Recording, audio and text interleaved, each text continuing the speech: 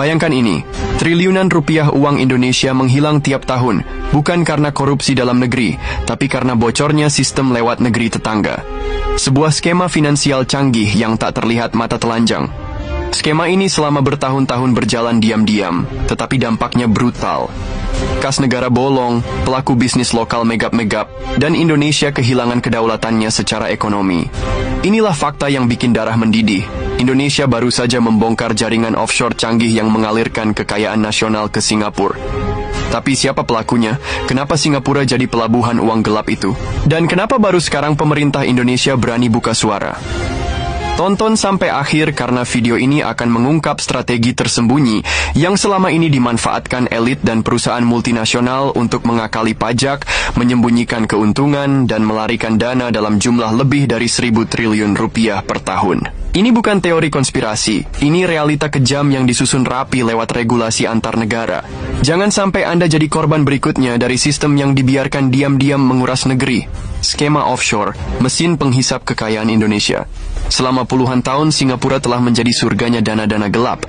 Bukan sekadar tempat investasi, tetapi juga pusat pelarian pajak dan penyimpanan kekayaan yang tak tersentuh. Negara tetangga ini menawarkan kemudahan mendirikan perusahaan cangkang, shell companies, kerahasiaan keuangan, dan sistem hukum yang melindungi kepemilikan anonim. Banyak perusahaan besar asal Indonesia, dari sektor tambang, properti, hingga digital, mendirikan perusahaan di Singapura. Tujuannya satu, mengalihkan keuntungan dari tanah air dan menyimpannya di luar negeri tanpa harus membayar pajak kepada pemerintah Indonesia.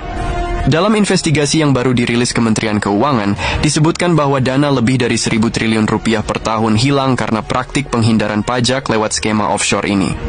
Bahkan menurut laporan Global Financial Integrity, lebih dari 100 miliar dolar Amerika, setara dengan lebih dari 2.500 triliun rupiah, uang dari Indonesia mengalir ke luar negeri secara ilegal dalam 1 dekade terakhir, dan Singapura jadi tujuan utama. Pertanyaan paling menyakitkan dari semua ini, siapa yang diuntungkan? Jawabannya jelas. Para konglomerat, perusahaan multinasional, dan elit finansial yang bisa bermain dalam sistem ini. Sedangkan negara merugi besar. Pajak hilang, investasi dalam negeri melemah, kesenjangan sosial makin tajam dan UMKM tersingkir. Bahkan menurut data Direktorat Jenderal Pajak, dari total potensi pajak yang harusnya diterima Indonesia, lebih dari 60% bocor ke luar negeri, terutama lewat mekanisme transfer pricing dan invoice manipulation.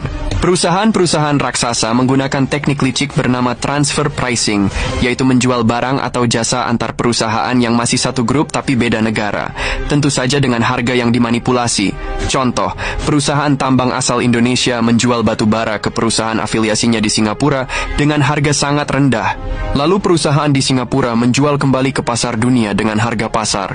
Hasilnya, keuntungan besar dicatat di Singapura, sementara di Indonesia seolah-olah perusahaan merugi, sehingga tidak perlu bayar pajak. Skema ini sangat sulit dilacak karena secara legal seolah sah, padahal niatnya adalah menghindari kewajiban fiskal di Indonesia. Kenapa Singapura jadi tujuan favorit? Singapura tidak main-main dalam membentuk dirinya sebagai financial safe haven. Beberapa keunggulan mereka, kerahasiaan perbankan yang sangat ketat, tidak ada pajak dividen untuk pemilik asing, cepat dan mudahnya mendirikan perusahaan cangkang, perlindungan hukum terhadap pemilik modal. Itulah mengapa banyak taipan dari Indonesia dan negara lain memilih menyimpan kekayaan di sana. Bahkan lebih dari 80.000 perusahaan cangkang dari Asia Tenggara terdaftar di Singapura, termasuk ribuan yang secara langsung maupun tidak langsung dimiliki oleh entitas asal Indonesia. Pemerintah Indonesia akhirnya tidak tinggal diam. Dalam beberapa bulan terakhir, sejumlah kebijakan dikeluarkan. 1. Penerapan pajak minimum global sebesar 15%, terutama untuk perusahaan multinasional, agar tidak bisa lari ke negara pajak rendah.